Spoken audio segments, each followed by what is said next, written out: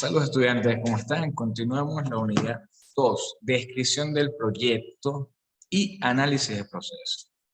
Previamente estuvimos visualizando y haciendo lectura sobre los principales términos asociados a los estudios de impacto ambiental. Y aquí entramos en la temática de cómo es el proceso de elaboración y qué componentes comprende un estudio de impacto ambiental sociocultural. Esta unidad 2 precisamente en aguas profundas, en el mundo de los EISC. Recordemos que son los estudios de impacto ambiental y sociocultural. Aquí empezamos a profundizar con dos grandes partes, lo que es la descripción del proyecto en sí y un apartado especial enfocado en el análisis de procesos. Nuestra escribir lo que diga las memorias activas del proyecto. Es un error que se cometen muy seguido, aunque no lo crean, aquellos que realizan estos estudios, estos documentos técnicos, donde prácticamente hace una descripción de esos elementos, pero tal cual como lo dicen las memorias escritas de el arquitecto o el ingeniero a cargo de la obra como tal. Aquí es describir los elementos y procesos del proyecto, pero en términos medioambientales. Aquí no es cantidad, la calidad de la información. La información debe presentarse de forma concreta, concisa, coherente y realista. Toda la información que se plana puede ser, debe garantizarse, hacer una revisión, una auditoría, una supervisión de lo que significa acá realmente existe, realmente es lo que corresponde en el proyecto, lo que corresponde a la realidad y diferentes elementos. Repito, aquí es calidad, no es cantidad, ni colocar información por rellenar o simplemente decir, bueno, esta información es la evaluación de ustedes, profesionales, responsables del estudio de impacto ambiental sociocultural y su criterio técnico en la elaboración de estos documentos. El contenido de la unidad, vamos a diferenciarlo en tres partes. La descripción o características del terreno en sí, la descripción y características del proyecto y el análisis del proceso. En cuanto a la descripción y características del terreno, no debe confundirse con la caracterización ambiental, que es lo que vamos a ver en la siguiente unidad. Comencemos. Características del terreno. Aquí, en la descripción del proyecto, del estudio de impacto ambiental, en este capítulo, parte del estudio, en cuanto a las características del terreno, lo principal, por supuesto, es la ubicación. Es ubicación geográfica, más allá de coordenadas UTM, indicando cuál es el horario en que se ubica el terreno. Aquí va relacionado también, por supuesto, la referencia para poder llegar a él, con en dónde se encuentra ubicada la actividad del proyecto en relación al plan de ordenación del territorio donde se ubica. En el caso del Estado Táchira, el plan de ordenación del territorio del Estado Táchira, por supuesto, donde aquí va a terminar si se encuentra en una urbana, alguna brada administrada por diferentes organismos, o bien sea en uno de espacios que sea nacional, o en régimen ordinario, llámese área rural. Todo esto va a determinar si la actividad es compatible o no con el curso establecido de acuerdo a la plena ordenación. Por supuesto, la superficie, forma lindero, régimen de tenencia, esto va asociado al documento de propiedad. Por supuesto, si no hay documento de propiedad, si el promotor no es el dueño legítimo del terreno, pues no cursa estos procesos de supervisión. Tercero, sin ningún tipo de vinculación directa sobre la propiedad del terreno, pues no puede realizar los trámites correspondientes. Y la influencia directa o indirecta relacionada con el proyecto. ¿Qué tanto abarca el proyecto? ¿Qué tanto puede influenciar, impactar en estas influencias? Recuerden que estos elementos se plasma la información de acuerdo a elementos de importancia ambiental, importancia para nosotros como ingenieros, para nosotros como evaluadores, nosotros como realizadores del proyecto, para plasmar la información concreta y concisa. En cuanto a la ubicación, vamos a profundizar mucho más sobre cada uno de estos elementos. La dirección exacta de la calle, avenida, sector, parroquia, municipio, estado, puntos de referencia muy importantes. Prácticamente deben plasmar la información de ubicación tal como si la persona no supiera cómo llegar. Y efectivamente puede ser así. El evaluador, el funcionario que le toque caso, o cualquier persona con solo leer y tener un croquis de ubicación, punto de referencia, pueda llegar fácilmente al terreno. Si es un inmueble donde existe una edificación, indica las características del mismo, el número de identificación, aquí, por supuesto, repito, puntos de referencia para poder llegar al sitio de manera rápida, de manera sencilla. La ruta hacia el terreno de los centros poblados más cercanos de importancia, en el caso en que sean unidades de producción o actividades mineras, actividades de estacionamiento granular, diferentes elementos que se encuentran en áreas bastante extensas. Entonces, desde la población más cercana, ¿cómo es la llegada a ese predio? ¿Cómo es la llegada a ese terreno donde se encuentra ubicada la actividad a desarrollar? Donde se tiene propuesta el desarrollo de determinada actividad que está bajo estudio. Es importante apoyarse con recursos tecnológicos, el GPS, Google Maps, casos, figuras, imágenes satelitales para poder identificar y diseñar ese croquis. Información real y actualizada. Muy importante, el sonoro de referencia, no es que van a indicar un elemento de una vivienda, una casa, que se construyó hace 15, 20 años y actualmente ya no existe. Puede generar alguna pérdida y inconvenientes para llegar al sitio. En cuanto a ordenamiento territorial, obligante el cuadro de coordenadas UTM, norte, las coordenadas este, qué puntos ubican los límites del terreno. Porque es la poligonal externa, la poligonal de los límites que puede tener el terreno. ¿Por qué? Porque estos puntos se ubican, ayudan a ubicar el terreno, por ende la actividad, de acuerdo al plan de desarrollo, al plan de ordenamiento del territorio. O sea, Estado Táchira, en el caso de Atención del Táchira, o en cualquier ciudad, cualquier estado del país, en cualquier zona. Si es área urbana, si lo contemplan las variables urbanas que emite la alcaldía. En su defecto, si no tiene funcionamiento, aquí entonces se expresa la información indicando que se tiene el uso conforme, que también limita la alcaldía a ser el garante y a ser administrador de los espacios urbanos.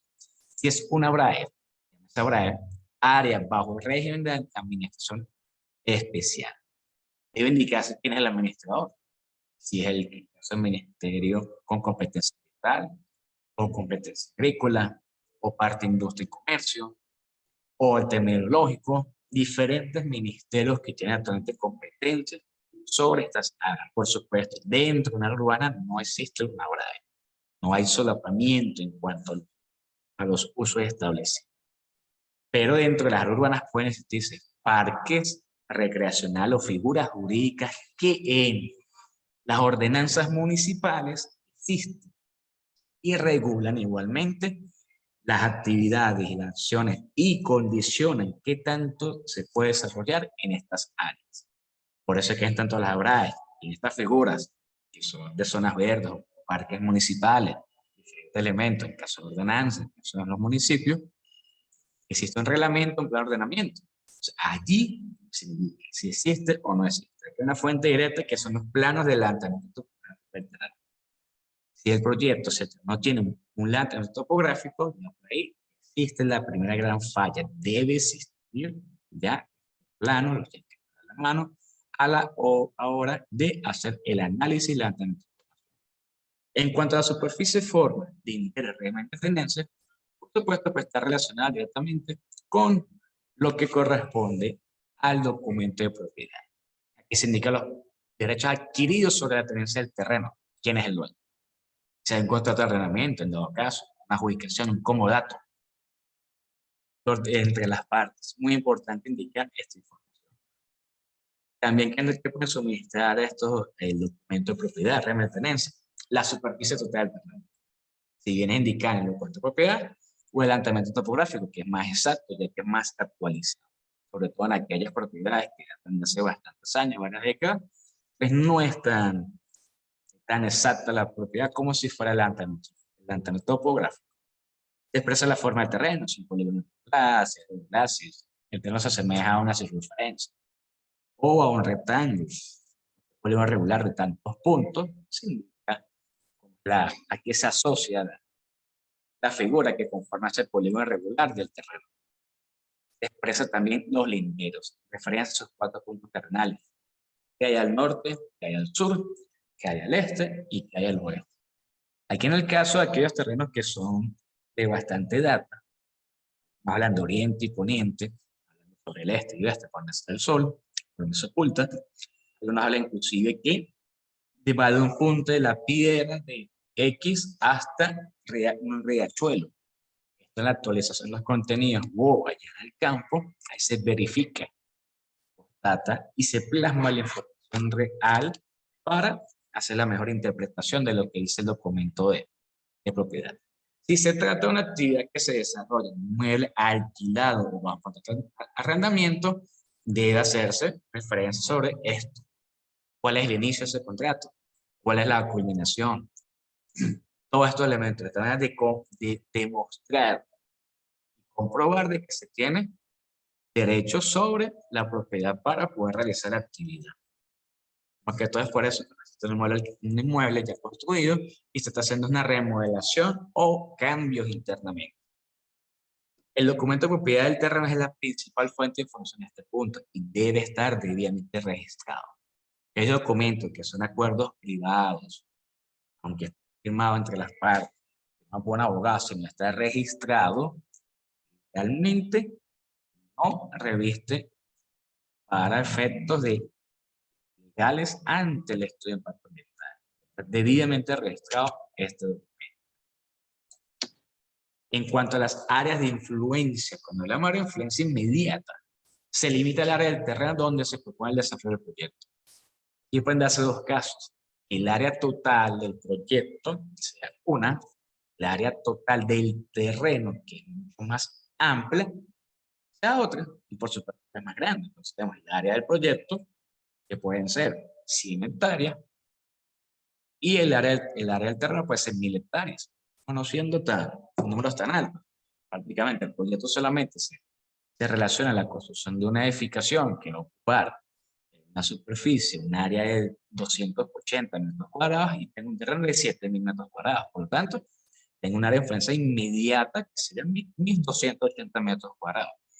Mientras que esa área de influencia inmediata es el resto del terreno. Aquí el problema se origina cuando se establece el área de influencia inmediata o indirecta, ya que se delimitar en un área estimada del terreno, y esto va dependiendo de acuerdo a la magnitud del proyecto y la actividad a desarrollarse. Aquí uno de los trucos para poder delimitar es si el terreno se ubica en la parte, es de acuerdo a la influencia que puede tener la actividad sobre el terreno. O sobre, por ejemplo, si el terreno se ubica en la parte alta de la ciudad y no tiene incidencia en el centro, tendrá sentido empezar a hablar de una influencia en el centro o en la zona sur de la ciudad. Tendrá sentido entonces una influencia tan amplia.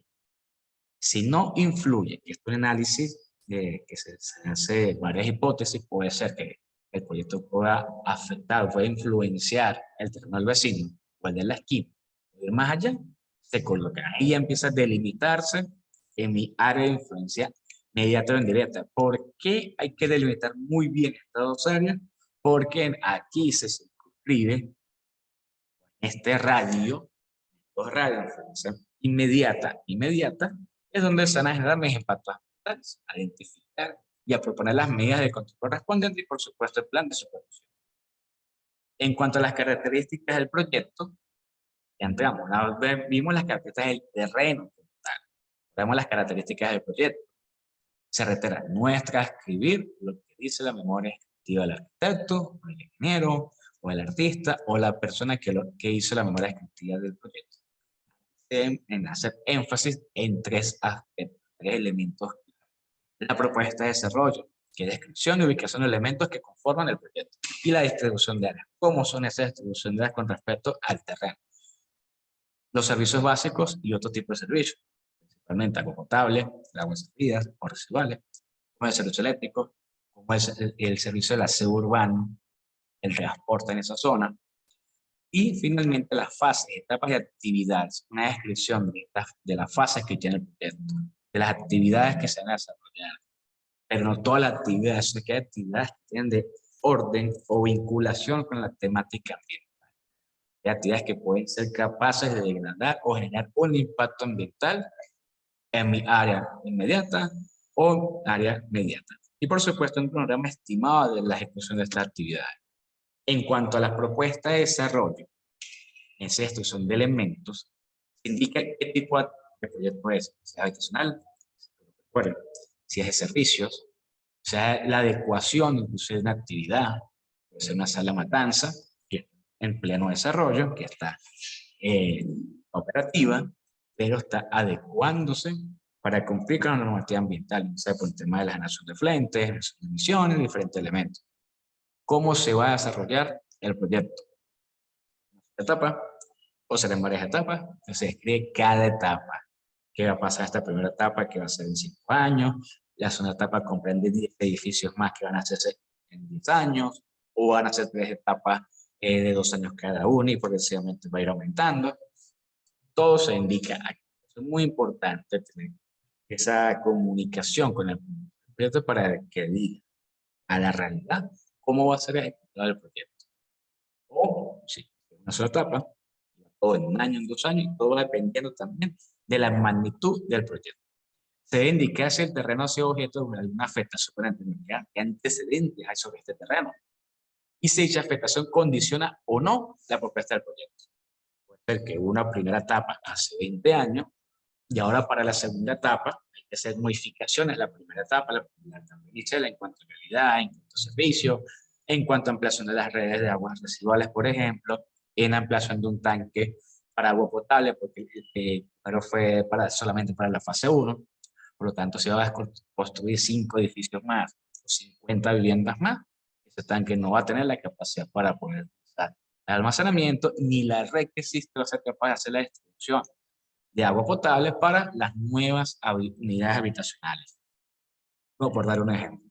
La superficie ocupar con respecto a la totalidad del terreno, lo que están comentándoles. Si tengo un terreno de 1 hectárea en metros cuadrados, y vamos a nada va a ocupar 2.000 metros cuadrados, ¿qué porcentaje sobre el terreno es? Y las diferentes áreas del proyecto. Entonces, si tengo una ocupación solamente, por ejemplo, el 10% del terreno, esos 2.000 metros cuadrados, bueno, ¿cómo se distribuyen los elementos?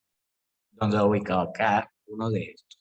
No solamente es la etapa del inmueble como tal, sino también las áreas de servicio, cómo es la vialidad, cómo están las áreas verdes, el ingreso, diferentes elementos que puedan tener, cómo es el tema de servicios, todo dependiendo del tipo del proyecto.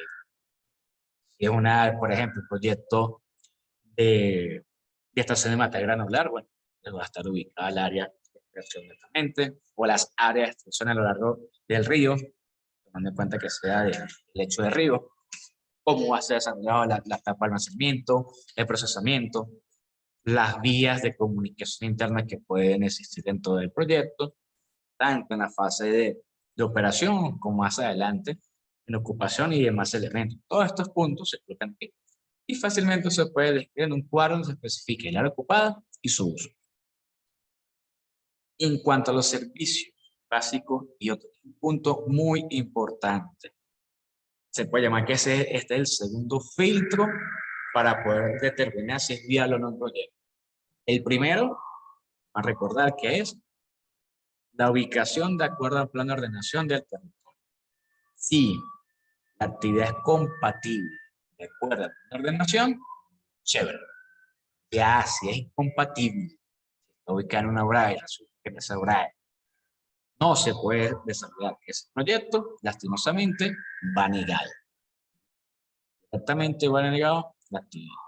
O es que en el caso, por ejemplo, en áreas urbanas que se encuentran en un espacio residencial, netamente residencial, en una ordenanza, y quieran construir una industria. Esto es incompatible. Por lo tanto, es negado por parte de la municipalidad. No se emiten ni las áreas urbanas, ni ningún tipo de elemento de acuerdo a lo que emite la alcaldía para los casos urbanos. Por supuesto, de áreas urbanas no va a emitir permiso de funcionamiento, ni uso conforme, ni otro instrumento de control previo. Tomar al ministerio como ente rector de materia ambiental a hacer la revisión del estudio ambiental y sociocultural, no lo va a aprobar. ¿Por qué? Fácilmente porque la actividad es incompatible. Y los servicios básicos es el otro filtro. Las obras que serán requeridas para la prestación de él o los servicios. Contra la factibilidad de los servicios por parte de los entes. Pueden darse 3 escenarios que sea aprobado, sea diferida en el caso de que puede existir capacidad de suministrar el servicio, pues requiere la construcción de nuevas infraestructuras, nuevos elementos. Por ejemplo, la factibilidad de agua potable por parte hidrológica, sí es diferida. Yo puedo dar suministro de agua al terreno para el proyecto, pero tengo que construir un tanque de 100.000 litros. Entonces, hasta tanto no se presente el proyecto de la construcción de ese tanque de 100.000 litros, la hidrológica no cambia el estatus de diferida hacia aprobada. Y si es negada, es porque bajo ninguna circunstancia ese terreno, por lo tanto la actividad del proyecto va a tener la factibilidad de servicio de acuerdo a la que sea indicada. Si agua potable, agua residual, servicio eléctrico, aseo, drenaje, drenaje de aguas pluviales. En el caso de agua potable, las residuales urbanos lo emite la factibilidad. Las hidrológicas, si se encuentra si es una cultura rural, bueno, entonces, ¿cuál es la administradora de esa cultura rural?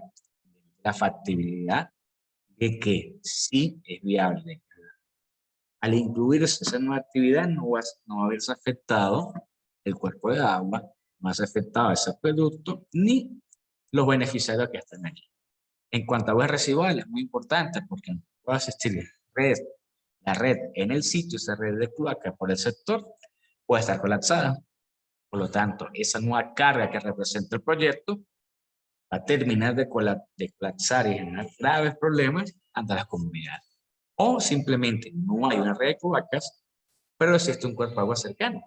Se empieza a ver, es nega la facilidad de servicio, pero puede desarrollarse la descarga a un afluente siempre y cuando cumpla con la norma técnica. Es esto que tiene que tener una planta de tratamiento de residuales que pueda garantizar el tratamiento de los efluentes generados por la actividad en fase de operación, en funcionamiento, y está dentro de la norma.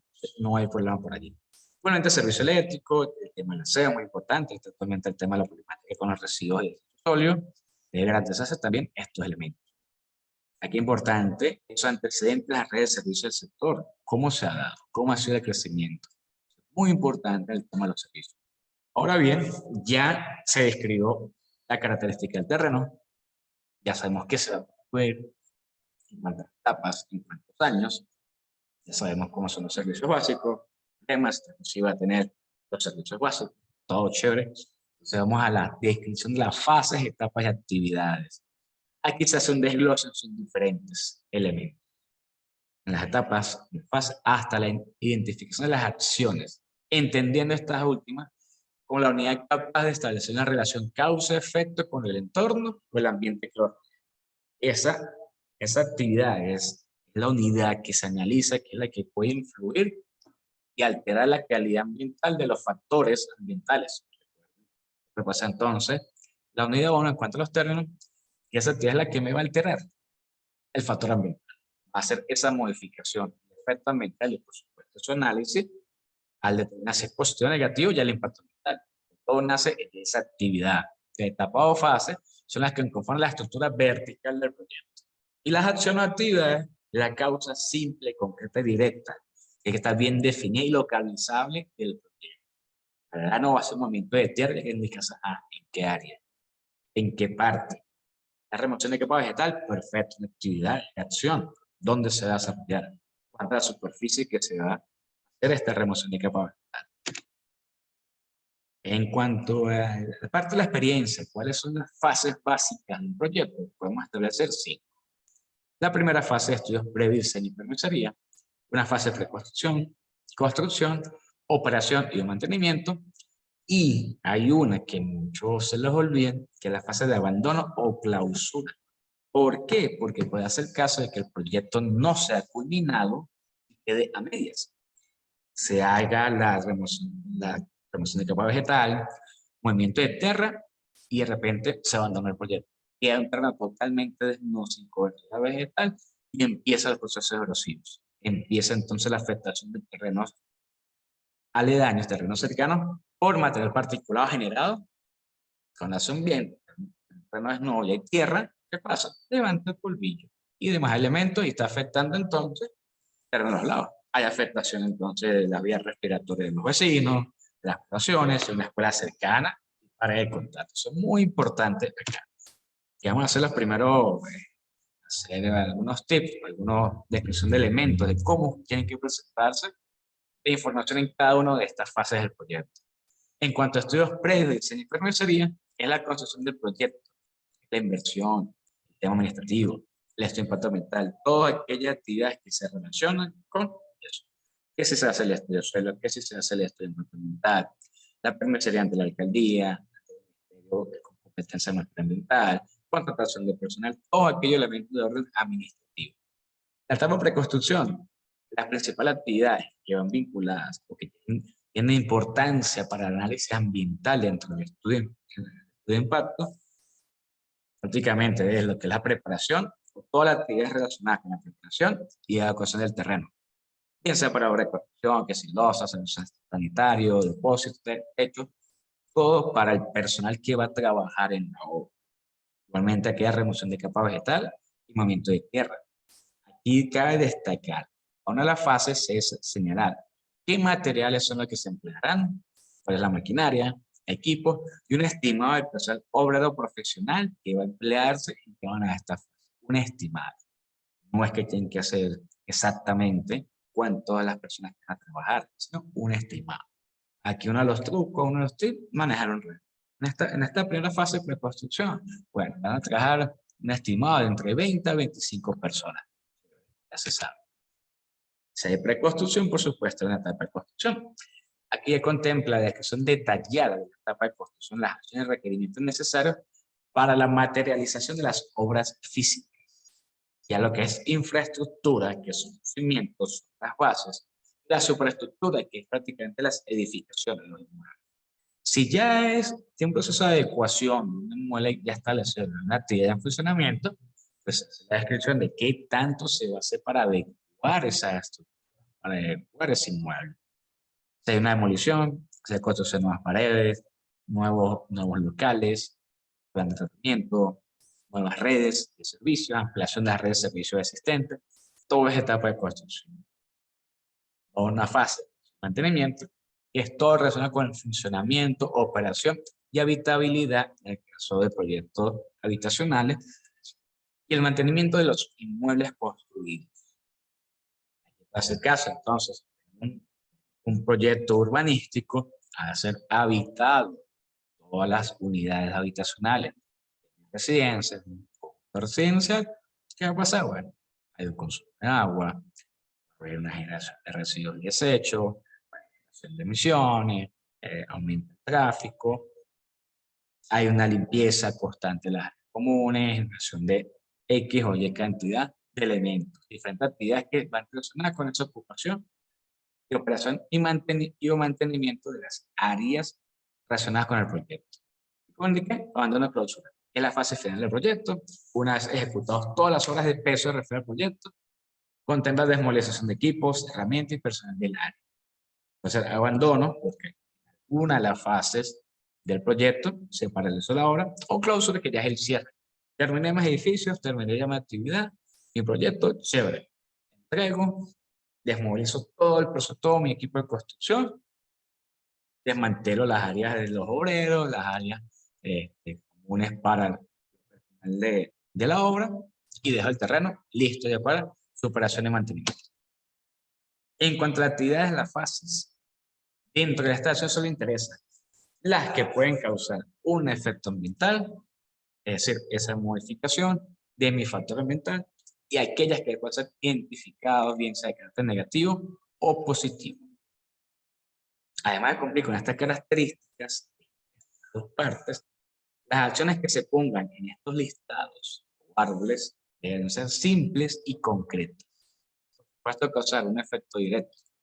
Lo indirecto, más adelante vamos a ver cómo es ese análisis para conocer cómo una actividad puede haber un impacto indirecto sobre otro factor ambiental.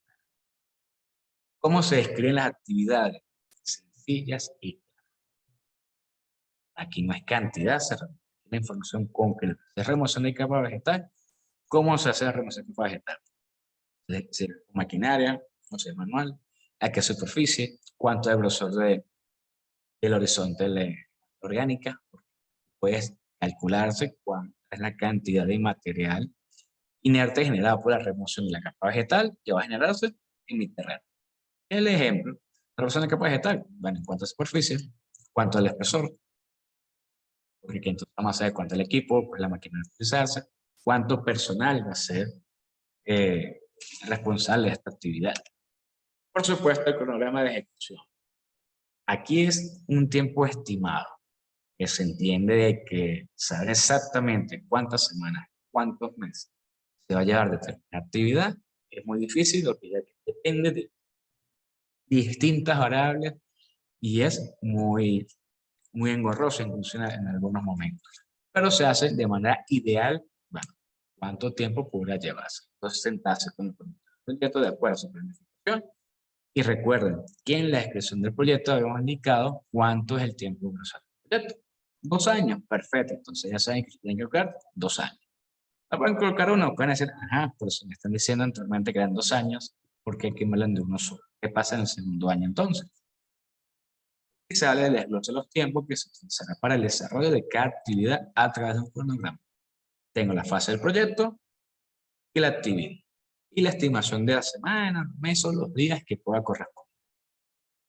Ahora bien, vamos a esa parte en agregado de lo que corresponde a ese análisis de los procesos. Muy importante, a efectos de qué? Por identificar la actividad, saber cuál es la afectación que genera determinada actividad. El diagrama EPS, que es entrada, proceso, salida, es un enfoque que permite visualizar las diferentes actividades y el proyecto en sí como un sistema cerrado. Las entradas, que es toda mi energía, agua, materia prima, recursos como tal, económicos, talento humano, personal, residuos aprovechables, entre otros, que mediante un proceso de transformación de cada uno de estos de manera individual o en conjunto, tengo salidas del mismo proceso. Puedo tener productos, por supuesto, esperado directamente, pero también subproductos u otros elementos que pueden ser beneficiarios o en su efecto contaminante. Puedo tener emisiones, residuos sólidos, desechos sólidos, recuerden que no es lo mismo. Puedo tener refluentes, pueden existir accidentes laborales, generación o manejo de sustancias materiales peligrosas, entre otros elementos, que va a depender de qué entradas estoy utilizando. ¿Cuáles son esos recursos que estoy utilizando? ¿Cómo es mi materia prima? Si la materia prima es reciclada o es proveniente de recursos naturales. Todos estos elementos afectan acá, son objetos de un análisis. Vamos a hacer un ejemplo claro de una actividad del día a día. El cocinar. Ese es mi proceso. ¿Qué necesito para cocinar? ¿Cuáles son mis entradas de proceso? Por supuesto, agua, alimentos, aceite, energía. Esto puede ser gas, puede ser leña, otro tipo de energía que puedo utilizar, combustible, para hacer transformación, personal, transporte en el caso de la compra de los alimentos, de los insumos para poder desarrollar mi proceso culinario, proceso de transformación de alimentos en comida para poder ingerir y generar energía para nosotros. Entonces, en la salida de los productos, probablemente la comida. Chévere. Transformé el agua, los alimentos, el aceite, a través de una energía, un personal que compré diferentes elementos a comida. Pero ¿qué más? En el caso, estamos en nuestras casas, por supuesto, agua residual doméstica, es un lavado de alimentos, algún lavado de los platos sucios, bien limpios, utilización de detergente, de jabón. Entonces ya tengo también un tema de entrega de recursos, que es la parte ya posterior al proceso. Van a ser elementos antes, durante y después de culminar el proceso. Aceite usado, si es aceite, pues aceite usado. ¿Qué pasará con este aceite usado? Restos de alimentos, que son parte de los residuos orgánicos. Residuos sólidos ordinarios, que son papel, plástico, porque puede ser que utilice, entonces, compré un refresco de botella, la botella de PET, el número 1, y entonces si me tomo el refresco, me generó ese residuo sólido, porque es parte del proceso de cocinar, no de manera directa, porque uno no cocina el refresco, pero sí es asociado, es un subproducto, una salida que tiene mi proceso relacionado con la comida. ¿Qué hacemos entonces? En este proceso, igualmente, un ejemplo sencillo. Aquí también como en el caso de actividades recreativas, o si vamos al caso de un proceso netamente ambiental, una planta de tratamiento o generación de un efluente, vamos a analizar cómo es mi proceso, qué entradas requiero en cuanto a energía, en cuanto a agua, en cuanto a materia prima, para poder desarrollar y ser transformados en un producto. Esto puede aplicarse también en la fabricación de productos, probablemente, en una determinada materia prima. Hay que hacer materia prima es un subproducto de otro proceso, la prima reciclada, su efecto, u otros elementos, y voy a analizarlo. Es muy importante este análisis, realmente aplicable en cualquier aspecto, en cualquier actividad del proyecto. No me permite identificar cuáles son esas salidas. Si es aguas residuales domésticas, ok, ya sé que hay una fuente. Y si resulta que no hay, no tengo factibilidad probada, fue negada en aguas residuales porque no hay una red de cloacas, ya sé que entonces, ok, ¿de dónde descargo? ¿Qué tengo que hacer? Ya sé que por aquí hay un problema. Está desetusado, ya sé que no, ya sé que si lo boto a las cañerías, ya es un problema. Es un impacto ambiental, potencial impacto ambiental con gran probabilidad de que se presente ante desconocimiento, si no controlo de manera preventiva esta actividad. Ya empezamos aquí a visualizar desde este simple análisis cómo puedo ver que esa actividad de cocinar es capaz de degradar el ambiente. Si no hago qué, el control de la salida, el control de los impactos ambientales que estoy generando en este proceso. Y entonces, muchachos, unamos lo que es la unidad 2 de gestión de proyectos y análisis de procesos. En la aula virtual pueden descargar la guía más completa para poder realizar su lectura, y nos vemos en la clase correspondiente relacionado con las dudas que puedan tener sobre esto, sobre la gestión del proyecto y, por supuesto, el análisis de procesos.